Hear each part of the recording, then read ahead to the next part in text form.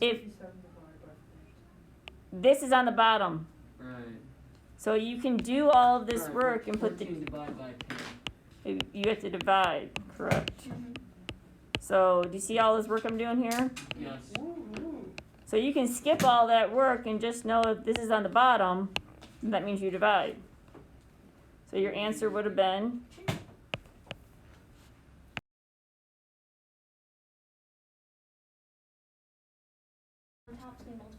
x is on top, so we multiply. So 11 times the sin of 64. And it's sin, not sine. X is on top, so we multiply. So Blair, what's your answer?